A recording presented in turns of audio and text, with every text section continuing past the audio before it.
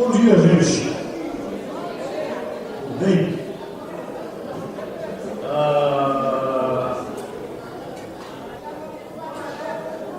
O tropeirismo é uma realidade muito vasta, tem inúmeros matizes, assume diferentes feições, de forma que oferece alguma dificuldade para ser tratado, inclusive pelos especialistas, né?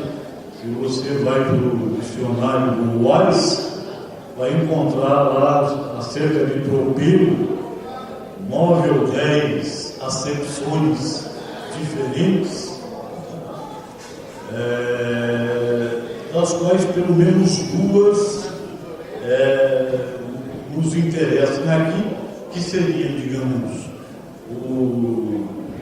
os tropeiros de mulas ou tropeiros de tropa chuca, como nós costumamos nos referir a eles em Sorocaba, e os tropeiros de tropa arreada, de tropa cargueira, e a atividade de ambos naturalmente se entrelaça e compõem um universo.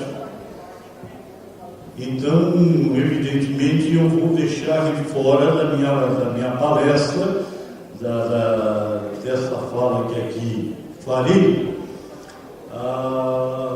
o tropeiro, num dos sentidos que é muito popular aqui no Rio Grande do Sul, que é o tropeiro que conduz tropas e gado vacuno, né? É interessante que, talvez pela influência castelhana, aqui no Rio Grande do Sul não se firmou o vocábulo boiadeiro, né? Como o profissional que transporta boiadas, né? A gente vê isso inclusive na letra de uma canção muito popular do Renato Teixeira, né? Que em português, né, o verso como um velho boiadeiro tocando a boiada, né? E a versão em castelhano, né? Como um tropeiro viejo, né? Então, aliás, eu gostaria de começar lembrando que o tropeirismo, do qual nos ocupamos neste seminário, é um termo ainda não dicionarizado. Não figura mesmo nos dicionários mais modernos, a não ser os dicionários especializados em história, né? O dicionário do Varístas, chamado História do Rio, tem um verbete que deixa um tanto a desejar a respeito, mas os dicionários da língua portuguesa ainda não incorporaram. Quem sabe pudéssemos votar numa moção, nesse momento que está se reabrindo o debate sobre o acordo ortográfico, né, entre o Brasil e Portugal, sugerindo que o termo seja incluído no vocabulário ortográfico da Academia Brasileira de Letras, que faz o censo das palavras que compõem a língua portuguesa. Nessa palestra eu vou fazer então um recorte da expressão e vou tratar o tropeirismo como um conjunto de atividades econômicas. Vamos focar a questão no seu aspecto econômico, já que o tropeirismo surge para atender realidades econômicas da época e se mantém como uma atividade vigorosa enquanto havia condições para que ele respondesse às necessidades da economia. Essas atividades são interligadas entre si, relativas ao comércio de moares chucros, numa ponta, e a prestação de serviços de transporte na outra. Além de suprir as tropas cargueiras ou areadas, o comércio de moares chucros atendeu também às necessidades da atividade agrícola, né? Pelo menos até a década de 60, quando com a indústria automobilística surgem também os tratores produzidos no Brasil e eles se popularizam. Antes disso, tudo era tração animal na lavoura. E a partir de um dado momento atende também aos serviços urbanos de movimentação de pessoas ou cargas com a utilização de mulas e burros. Então nós tivemos bondes a burro no Rio de Janeiro e em São Paulo, né? Tivemos os burros sendo utilizados também como elemento de tração de carruagem. E quando começam a surgir os serviços públicos, como de coleta de lixo, né? Aqueles grandes carroções de transporte de lixo eram tracionados por moares, né? Na minha cidade, eu me lembro que durante muito tempo, até a década de 60, nós tínhamos pelo menos 2 pontos de carroças puxadas a burro, uma na estação da Sorocabana, para o transporte de pequenas cargas, e outra junto ao mercado municipal. Isso é coisa... Eu sou antigo, mas não sou tanto assim, né? É coisa aí que na década de 60, na década de 70 ainda existia, né? O bebedouro que está em frente à sede do Museu Histórico Sorocabano era inicialmente utilizado para descedentar os burros, né, que operavam nesses pontos de carroças.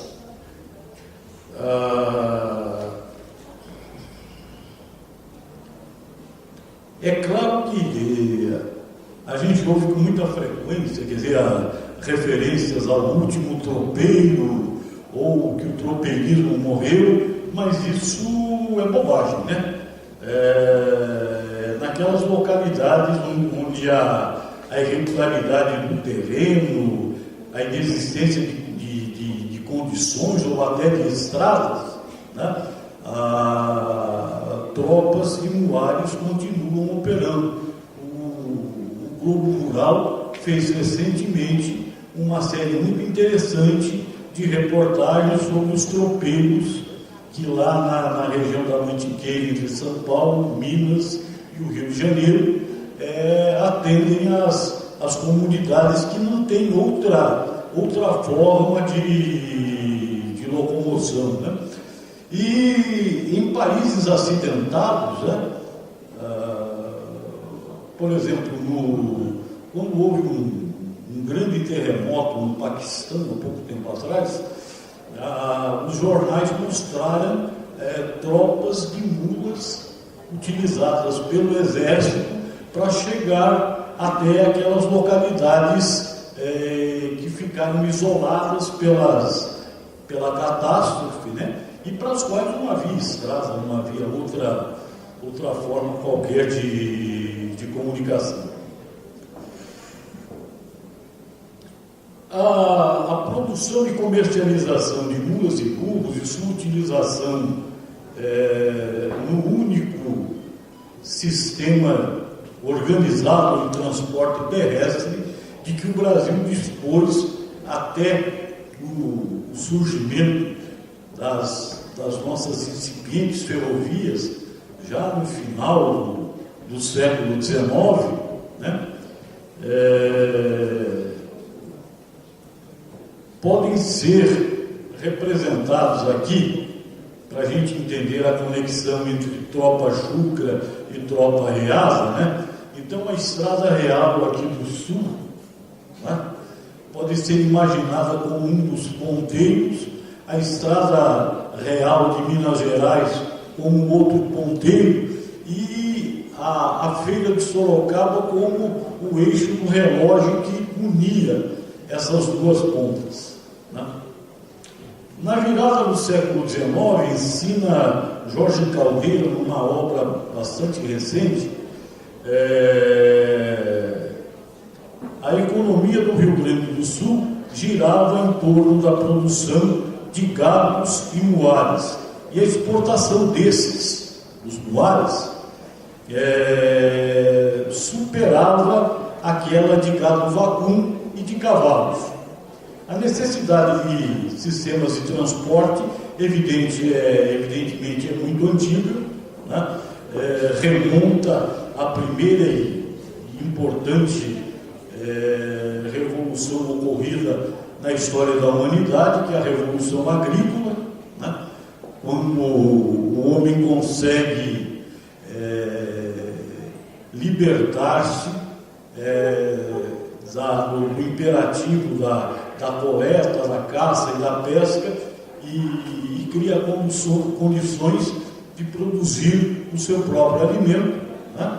E com isso também cria condições para a revolução urbana que vem logo em seguida, e que permite ao ser humano, até então nômade, né, começar a fixar-se em cidades, né? Logo ficou claro que a utilização da força de seres humanos escravizados funcionava bem, digamos, em obras fixas. Quer dizer, dá para você construir uma pirâmide, né, com mão de obra escrava, mas não dá para transportar uma grande carga a longa distância. O antropólogo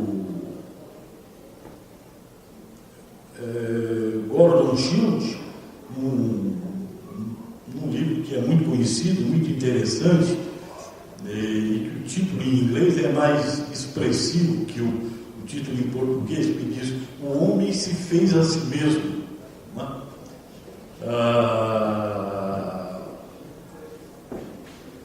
Ele assevera que, apesar do desenvolvimento dos carros tracionados por animais em atividades civis ou militares, por volta do ano 2000 a.C., nas ligações entre a Babilônia e a Ásia Menor, o meio de transporte predominante era o lombo do burro. Uma forma fácil de você constatar isso dá uma mergulhada na Bíblia, que é um livro muito conhecido. A Bíblia tem 178 referências a mulas, né? A maior parte delas no Antigo Testamento, a 15 no Novo Testamento, né? Inclusive as representações que muita gente já deve ter visto, né? Da visita de Maria à sua prima Isabel, do nascimento de Jesus em Belém, a fuga para o Egito e a entrada de Jesus em Jerusalém, são sempre representadas com a presença de um burrinho, né? Na verdade, o texto só dá suporte à entrada de Jesus em Jerusalém, em que ele se utiliza de um jumentinho, né?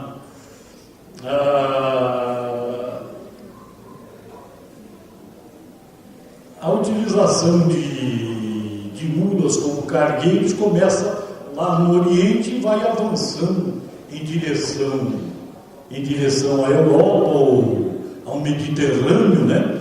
A utilização de muares na Sicília, por exemplo, é amplamente documentada nos romances do Giovanni Verga, né? Mas a gente nem precisaria disso, porque temos a experiência do saudoso Léo Fetter, né?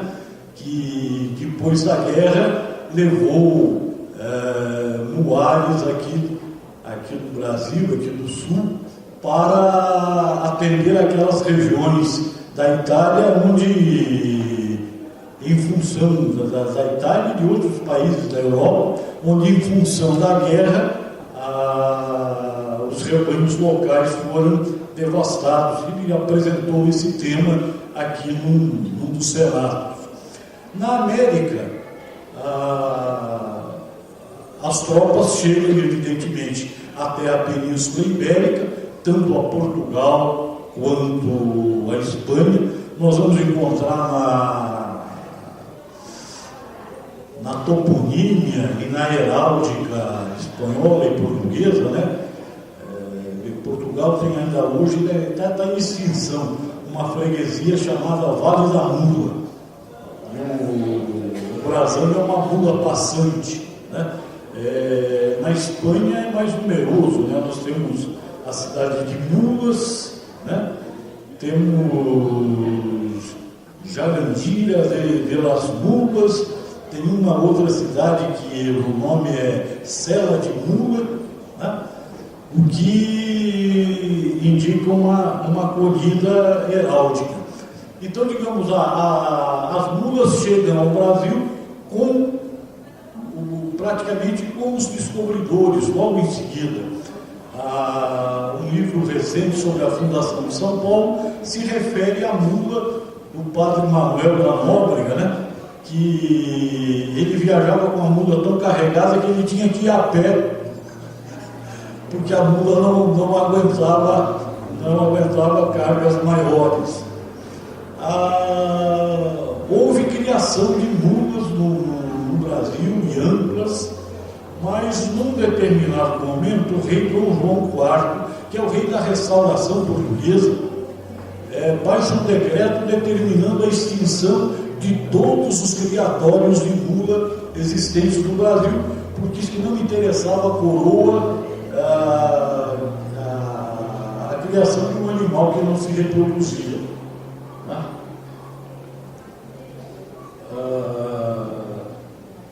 Será que essa lei foi plenamente cumprida? Em aparência, sim, mas há uns meses atrás, fazendo uma visita em Juiz de Fora, onde a minha filha é professora da Federal, eu fui visitar uma exposição sobre a cidade de Juiz de Fora e me surpreendi lá com referências a tropas de burros transitando já pelo caminho velho e depois pelo caminho novo, né, entre Minas Gerais e o Rio de Janeiro, o que coloca um tanto quanto em xeque aquela nossa cronologia. Aí eu pedi a ela e ela me mandou o xerox do capítulo do historiador em que tinha se apoiado o professor que montou a exposição, e esse livro, que é do Jair Lessa, chamado Juiz de Fora e seus Pioneiros, do Caminho Novo à Proclamação da República, né? Ele traz referências muito interessantes e que certamente merecem um exame, né? Ele descreve, por exemplo, né, que como era difícil ir do Rio de Janeiro a Minas Gerais pelo caminho velho, né? Quer dizer, de cavalo por Catumbi e Cascadura até Santa Cruz. Em Santa Cruz, o viajante tomava uma embarcação à vela que, passando por Itacuruçá, Muriqui e Angra dos Reis, o deixava em Paraty. Aspas agora. Dali subia a Serra do Mar em lombo de burro, chegava a Cunha, já em território paulista, e atingia Guaratinguetá. Saindo de Guaratinguetá, atravessava a Serra da Mantiqueira na chamada Garganta do Embaú, Cruzeiro, e continuava rumando ao norte, passando por regiões que detêm os seguintes nomes atuais: Itanhandu, Baipendi, Cruzilha, Carrancas, Macuco, Rio das Mortes, São João del Rei, Tiradentes, Prados, Lagoa Dourada, Casagrande, Lafayette, Ouro Branco e Ouro Preto. O animal para percorrer tais veredas é no ar, mas, aspas novamente, em muitos trechos a carga carregada pelos burros tinha de ser transferida para o lombo da escravatura e o cavaleiro passava a puxar a animária pela rédea, descendo sinuosos, escorregadios e estreitos caminhos escurecidos pelo túnel vegetal formado entre o mato intrincado e a copa das árvores. O caminho velho exigia 100 dias para você cobrir a distância entre Minas Gerais e o Rio de Janeiro. Então se contrata a abertura do caminho novo, que reduz esse tempo para 25 dias, né?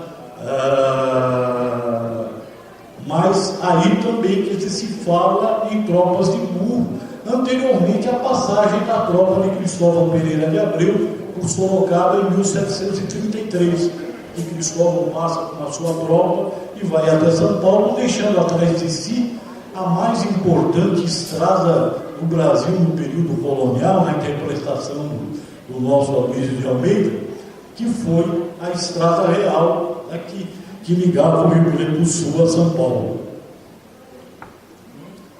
Há várias outras referências e eu terei o maior prazer em encaminhar esse material por e-mail a quem tiver interesse em mexer com ele.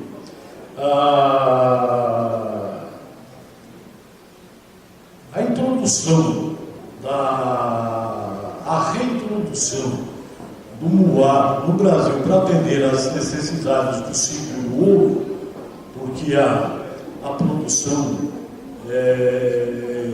existente no território brasileiro deveria ser muito reduzida nessa época por força da lei que eu referi anteriormente.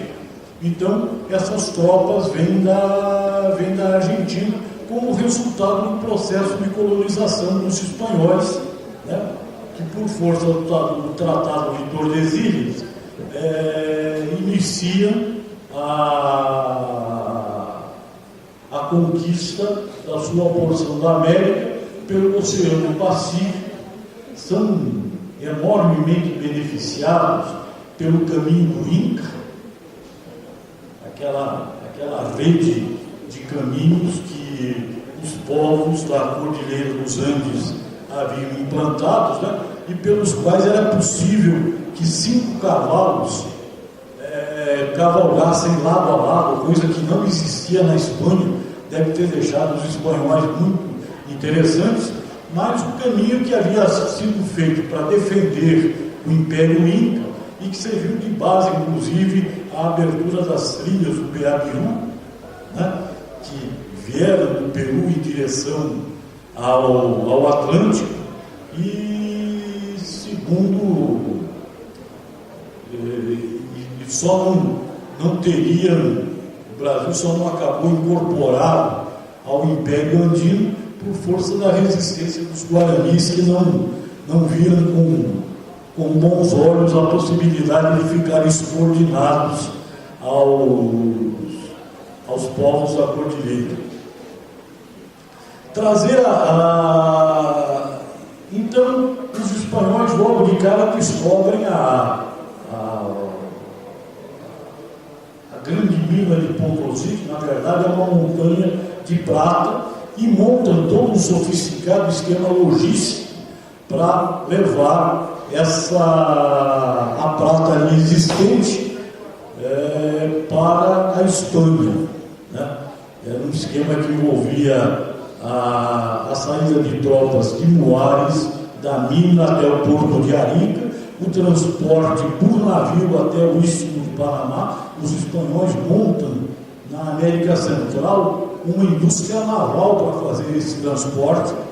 A travessia do Panamá novamente em lombo de burro, e daí nos portos de Nombre de Dios e Porto Belo, então a prata era transferida para os galeões de carga, que sob forte escolta de galeões militares, né?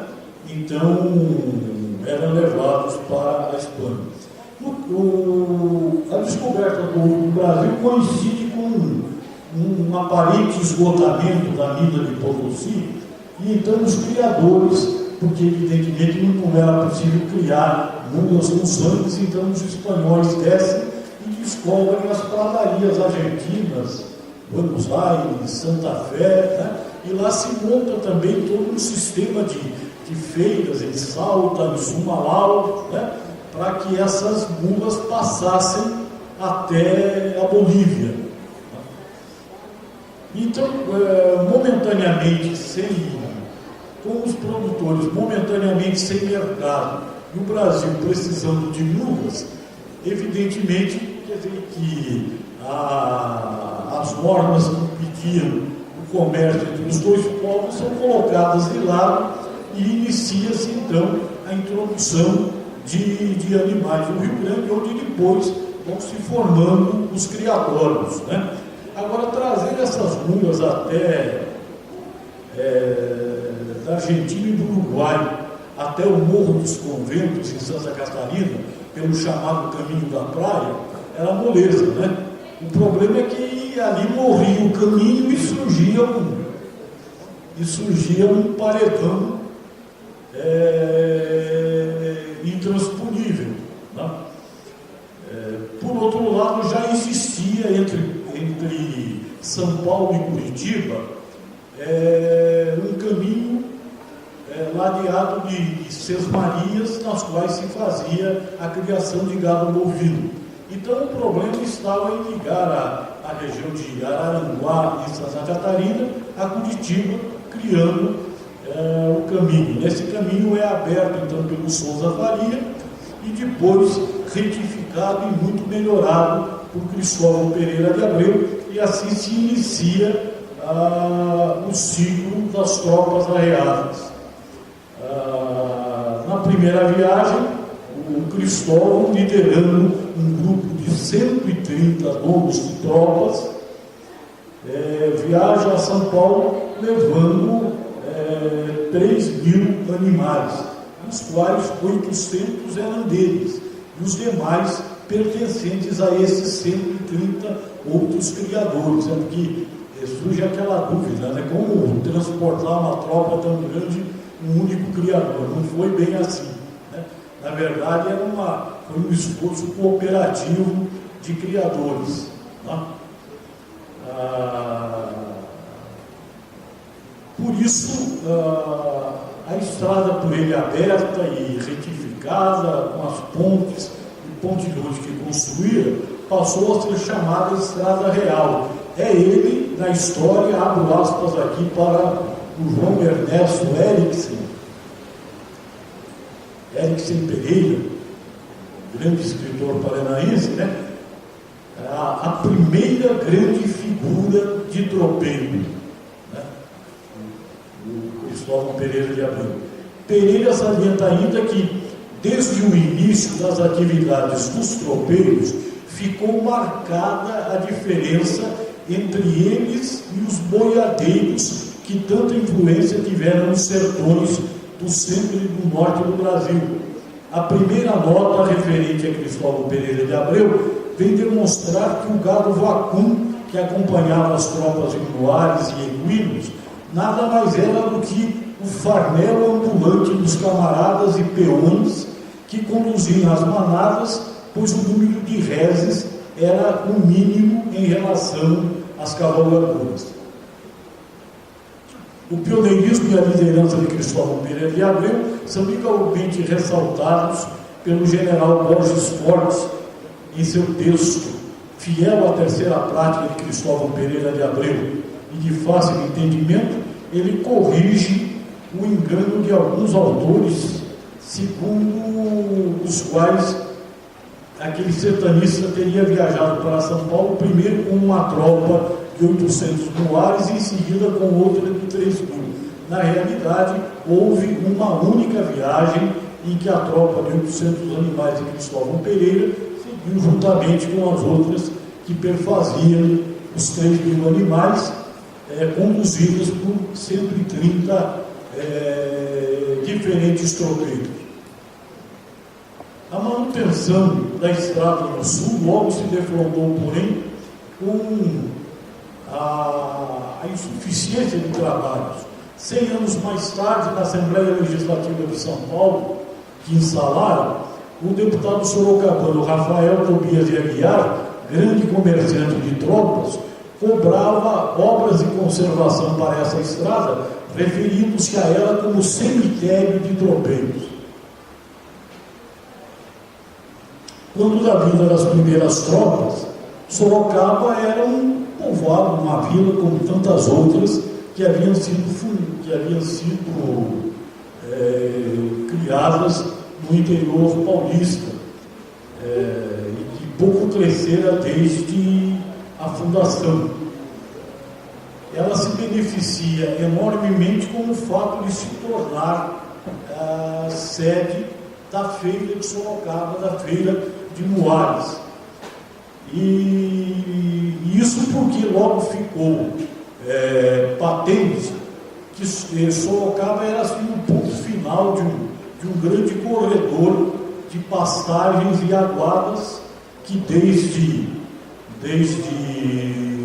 o Rio Grande do Sul e pela Serra de Santa Catarina e pelos Campos Gerais do Paraná vai se unir com os campos de Itararé, que chega até a margem esquerda do rio Sorocaba, que é totalmente diferente da margem direita, porque o rio corre exatamente na divisão entre o Planalto Paulista e a depressão periférica, tá, de terrenos sedimentares.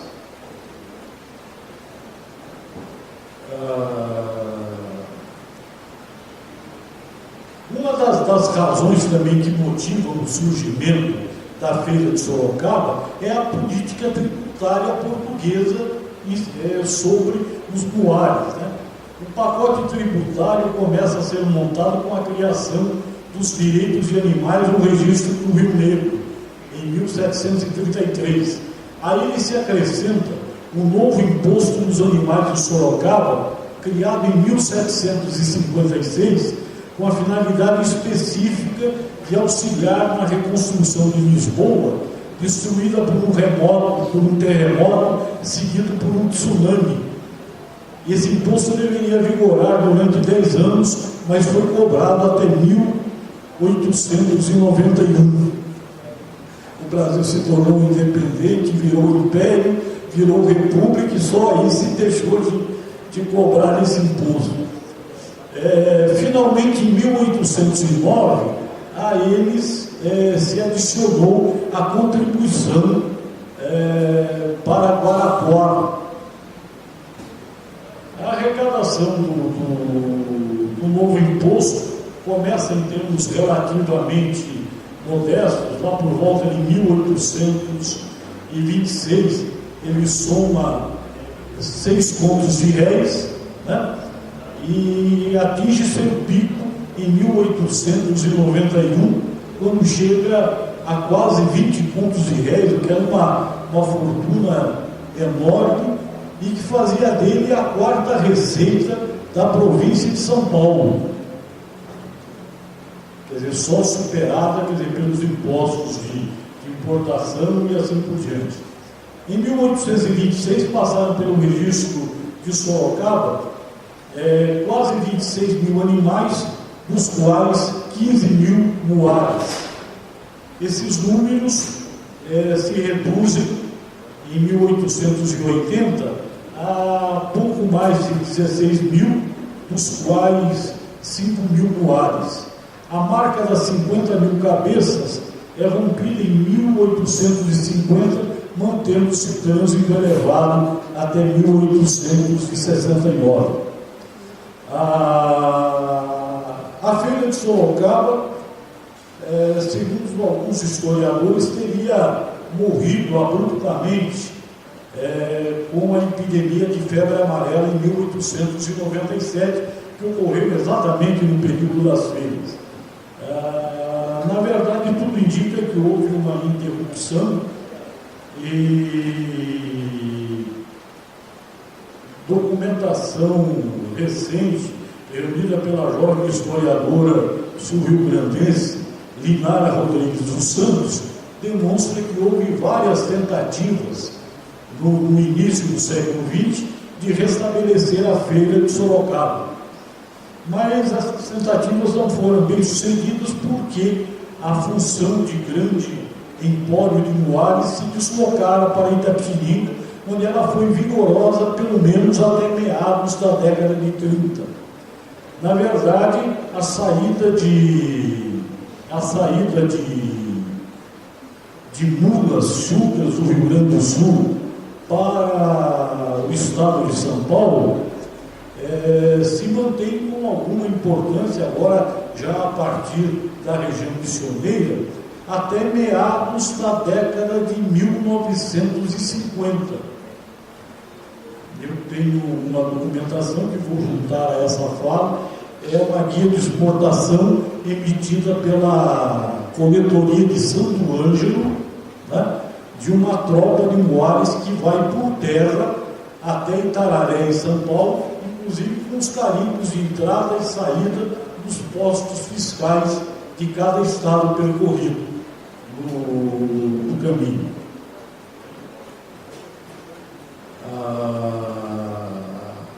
Uma coisa muito interessante é que tanto as feiras da América Espanhola quanto a feira de Sorocaba vão deitar as suas raízes nas feiras medievais, nas feiras que na Europa marcaram o final do período feudal e que se define inclusive o estatuto do comerciante. E um negócio curiosíssimo é que num país em que o governo se enfia rigorosamente em tudo, a feira de Sorocaba era uma iniciativa rigorosamente privada. Os tropeiros obedeciam às determinações fiscais, né? Mas a data que começa a feira, a data que termina a feira, isso eles próprios estabeleciam, de acordo com as circunstâncias. E não havia nenhum poder governamental organizando. Né?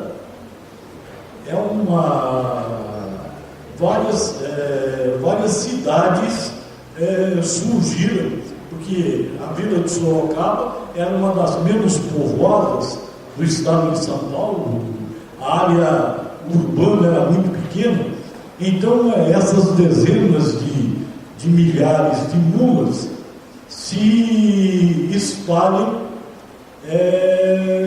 pelos campos próximos à cidade e vão dar origens a outras cidades, como o Campo Largo de Sorocaba, que se torna o atual município de Araçoiaba da Serra, Tatuí, que segundo o historiador Renato Camargo, teria se originado também a partir de uma passagem. Encerrando aqui a nossa fala, gente,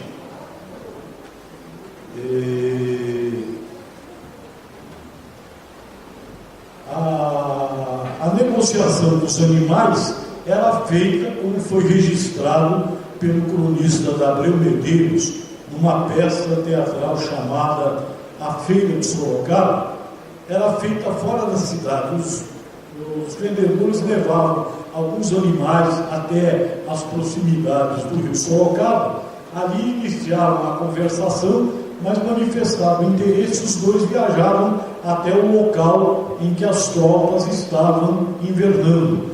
E ali se determinava as condições de venda, né? A tropa escolhida, como mostra o Florense, a tropa misturada e que corria na frente do vendedor até que o comprador, até que ele julgasse haver atingido o número suficiente de animais, né? E aí, quer dizer, compravam-se tanto as mulas bonitas quanto as feias, as perfeitas como aquelas que tinham algum defeito e assim por diante.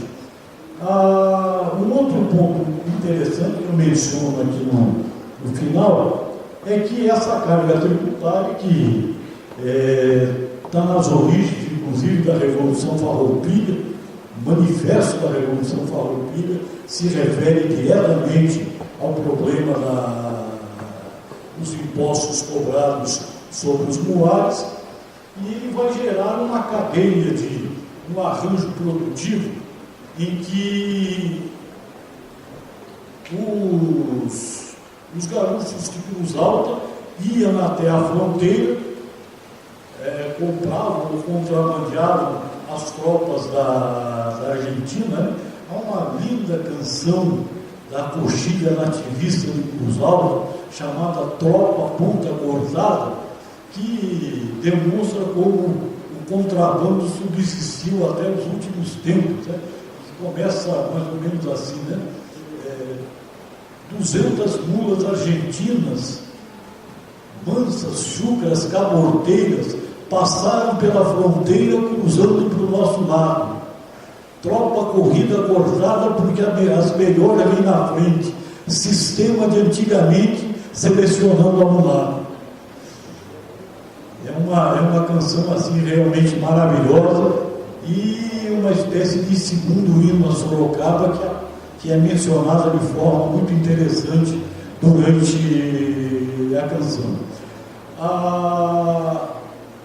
Quem comprava as mulas em Cruz Alta eram geralmente os paulistas da Quinta Comarca, os paranaenses, como descreve o escritor pontagrossense Ribas da Silveira no seu livro A Odisseia do Tropeirismo. Os paranaenses levavam as tropas até as imediações de Sorocaba e os sorocabanos afortunados passam a se concentrar nos aspectos mercantis e de financiamento da operação, porque o comprador ficava sem dinheiro quando comprava a tropa e tinha um pacote de impostos para recolher. Como é que ele pagava esse imposto? Pagava com uma letra de câmbio que o registro de Sorocaba aceitava, desde que essa letra de câmbio houvesse sido endossada por um capitalista, um agiota, digamos assim, lá de Sorocaba, e ele então saía com a tropa pela Avenida São Paulo, que se referiu o Mário Matos, e na feira seguinte, porque como a mula não se reproduzia, todo ano o pessoal tinha que estar comprando mulas novas para remontarem as tropas, então ele resgatava a letra e começava o ciclo novamente. Era isso que eu queria dizer aqui, demonstrando a um só tempo a diferença, né, e a complementaridade absolutamente necessária entre a atividade dos tropeiros de tropas chucras e os tropeiros de tropas aliadas. Obrigado a vocês pela atenção aqui hoje.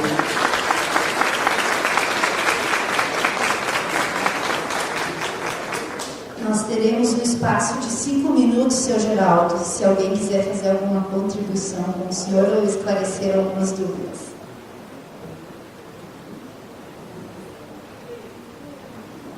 As ordens, gente. Geraldo, você tem um versículo que você me ensinou e eu gostaria que você... sim, de uma música de uma composição do grande compositor itapetiningano, Ted Vieira, né? O autor de Um Menino da Porteira, o João de Barro, o Boiadeiro Elegante, né? Então tem uma composição dele chamada Vai de Roda, em que a estrofe é a seguinte, né? Tropeiro só fala em burro. Como é que é? Carreiro só fala em boi. Moça só fala em namoro. Velho só conta o que foi.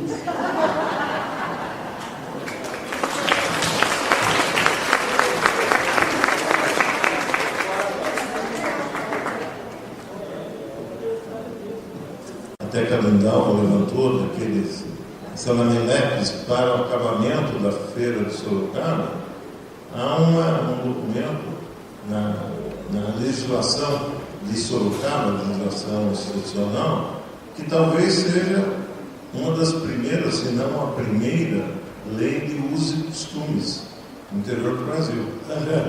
Né? Onde eles começam a colocar, provavelmente estimulado pelo grupo de ferrovias, para que a presença de animais, o cheiro da bosta, o cheiro do esterco, passar a segurança, eles já começam a criar uma merchandising para a sociedade se posicionar contra, né? Você, não sei se você tem... Não tem essa postura, mas essa tem sido a tônica dos historiadores formados pela Universidade lá de Sorocaba, e me parece que é uma abordagem vesga e absolutamente reducionista.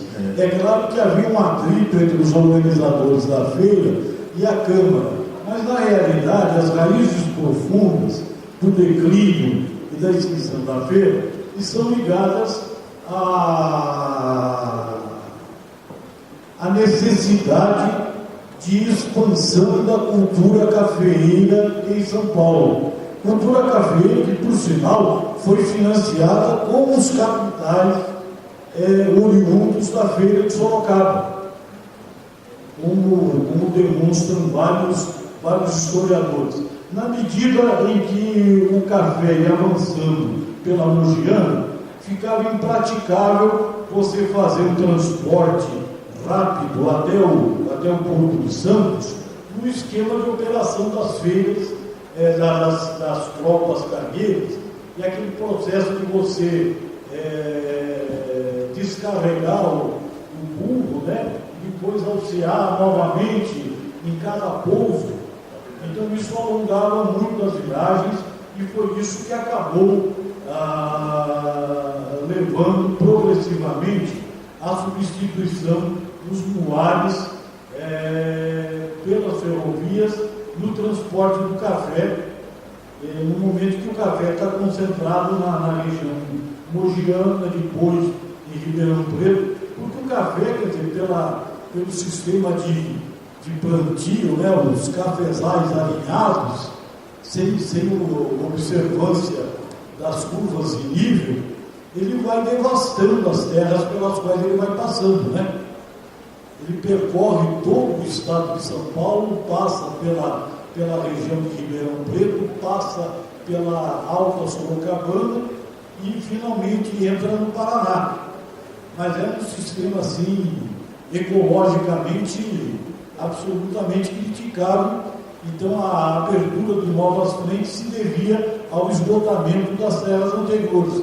E aí, à medida que o café ia avançando, o transporte de tropas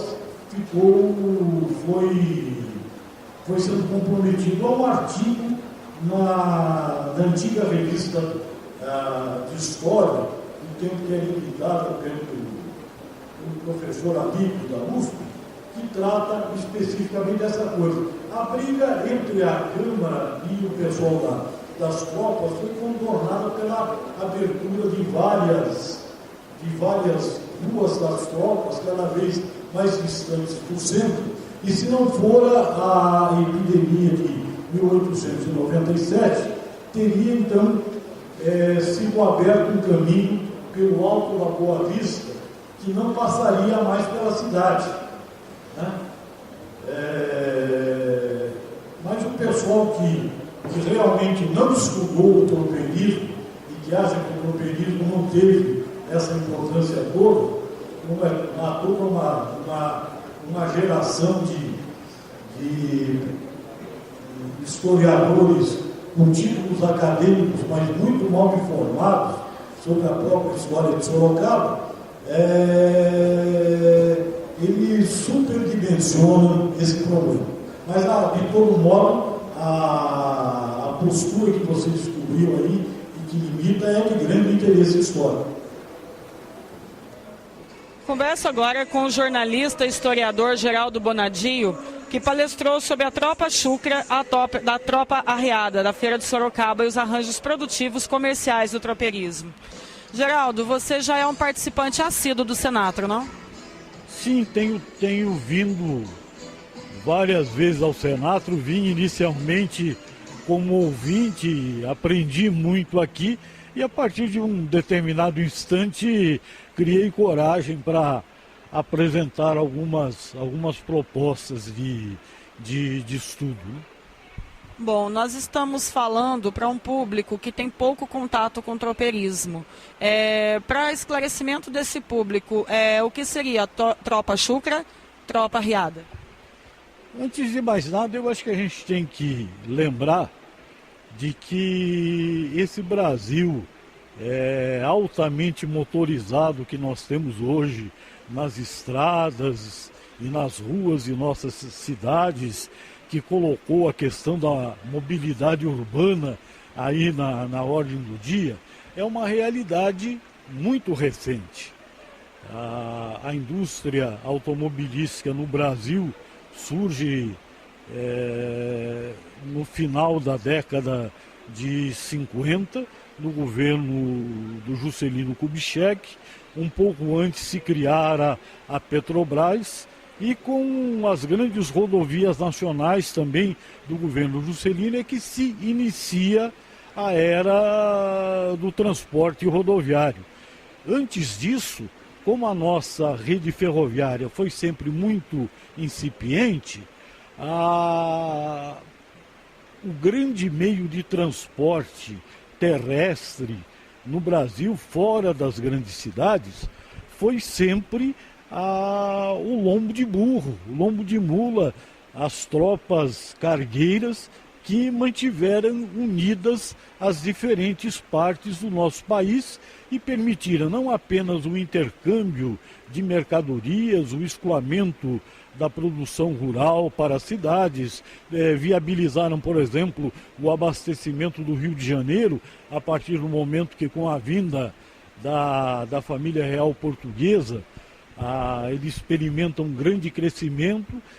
Então, são as tropas cargueiras que, a partir de Minas Gerais, a partir da província do Rio de Janeiro, a partir do Vale do Paraíba, no estado de São Paulo, tornam viável a subsistência, suprindo a cidade das mercadorias de que ela necessitava.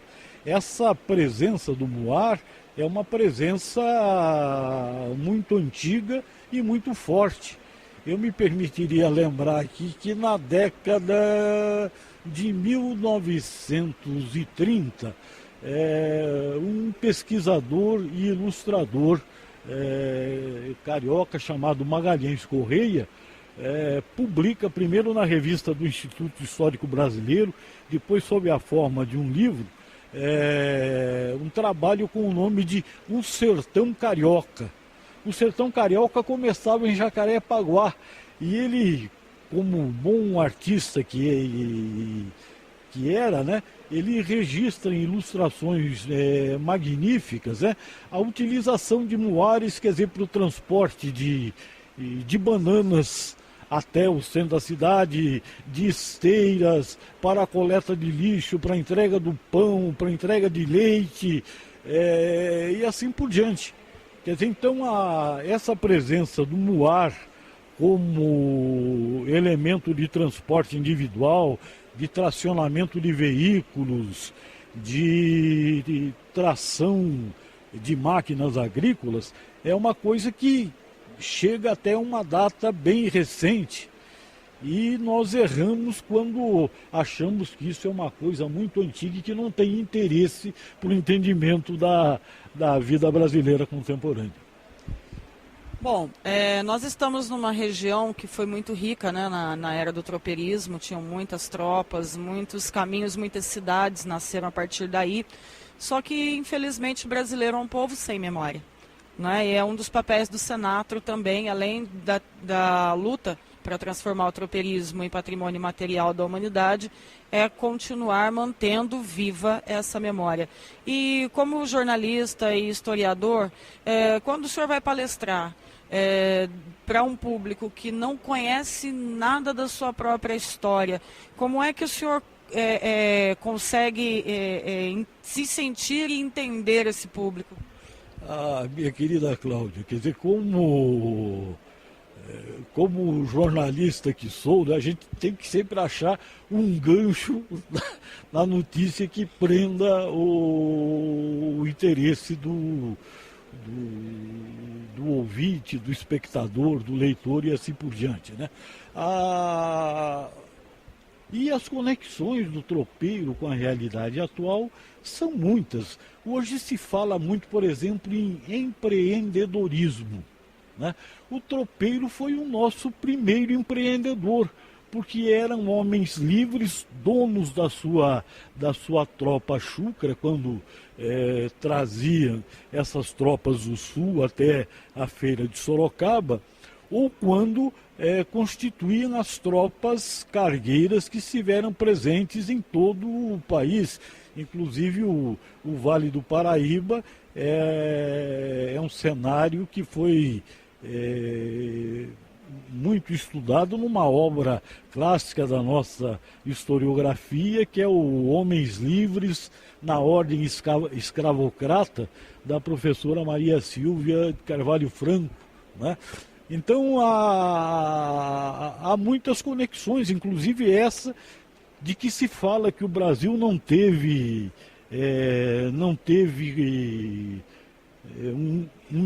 chegou a constituir um mercado interno, que o Brasil não teve empreendedores. Havia realmente muitos obstáculos colocados pela coroa, mas o tropeiro foi se situando nos desvãos dessa legislação, e foi ele que tornou possível a unificação cultural do país, um país enorme, sem estradas, né? Com um litoral imenso, mas muitos poucos portos operacionais. Então, quer dizer, como é que ele subsistiu? Fala-se que a chegada de Dom João VI suscitou muito esse espírito de unidade. Sim, mas antes disso, a presença do tropeiro levando mercadorias, levando notícias, as notícias que ele sabia da cidade, levando posteriormente, quando o Brasil passa a ter imprensa, os jornais e os livros até o interior, levando dinheiro, porque como é que o cidadão que tinha uma conta, morava em São Paulo, tinha uma conta para pagar em Minas Gerais, ou morava em Sorocaba e tinha um credor no Vale do Paraíba, como é que ele fazia chegar esse dinheiro se não existia um sistema bancário, não existiam interligações? E o próprio deslocamento de pessoas, porque entre você viajar sozinho, correndo o risco dos assaltos e enfrentando a dificuldade da falta de hospedarias e tendo que prover a própria alimentação, e se integrar a uma tropa cargueira para viajar junto com ela, então, digamos, essa certamente era a solução racional. Bom, então, para encerrar, podemos dizer que o tropeirismo é mais vivo na nossa vida do que pensamos, realmente. Muito mais. Eu acho que se as pessoas começarem a procurar dentro das suas próprias famílias, vão encontrar, quer dizer, num nível não tão recuado assim, ancestrais que de alguma forma estiveram ligados ao tropeirismo diretamente ou na produção daqueles bens que eram essenciais ao tropeirismo, a fabricação de arreios, a produção de cangalhas, de bruacas, de toda uma série de coisas que eram fundamentais para que a tropa pudesse funcionar. Ok, professor, muito obrigado pela sua explanação e seja bem-vindo a Taubaté assim que puder. Perfeitamente, será uma satisfação conhecer o Vale do Paraíba e Taubaté, que é um dos seus centros fundamentais e que teve um papel tão importante,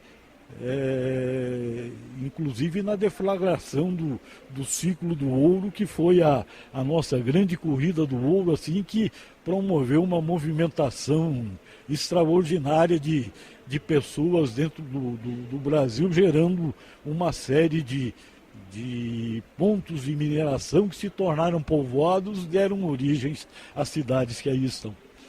Muito obrigada. Eu fiz um questionamento para o Américo e ele me respondeu.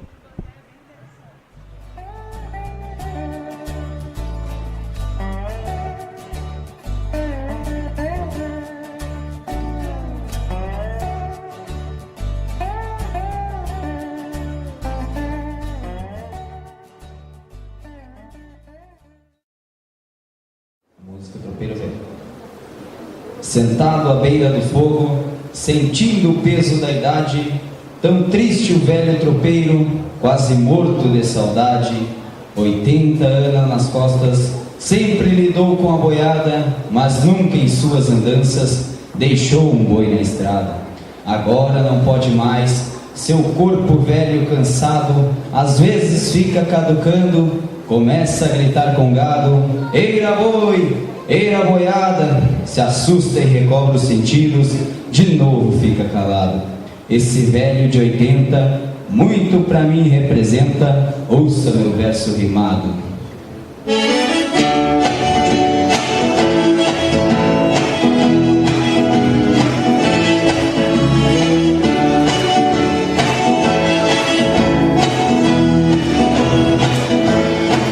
Tropeiro velho de tanta tristeza, esconde o rosto na aba do chapéu, olhos cravados no fogo de chão, olha a fumaça subindo no céu. Era de um capote, um chapéu na testa, esqueça teus 80 janeiros, repare os campos, lá vem a boiada, pela estrada gritando tropeiro. Tropeiro velho não levanta os olhos, não tem mais força, é o peso da idade, atrapalhado à beira do fogo, está morrendo de tanta saudade. Atrapalhado na beira do fogo, está morrendo de tanta saudade.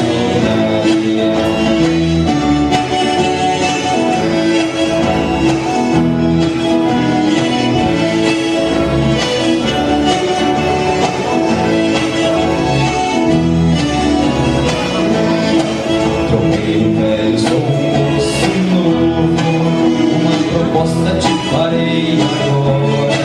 Me dá o copala, o rio, o chapéu, bombacha e botas e um par de esporas. Me dá um cavalo e um apelo completo, vou continuar no teu lugar tropeando.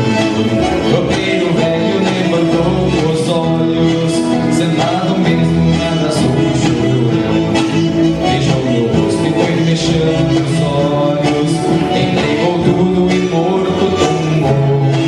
Morreu feliz porque vou continuar as tropiadas que me tanto amor. Morreu feliz porque vou continuar as tropiadas que me tanto amor.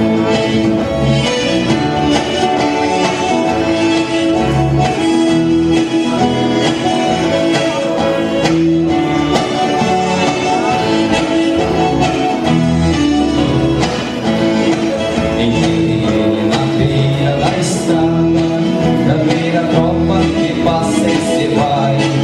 Leiam navios, vocês vão saber, tropeiro velho era o meu próprio pai. Adeus meu pai, tropeiro dos pampas, teu pensamento cumprirá o teu filho. Estou fazendo aquilo que fizeste, grito a boiada em cima do rio. Tropeiro velho, te descanse em paz, estou fazendo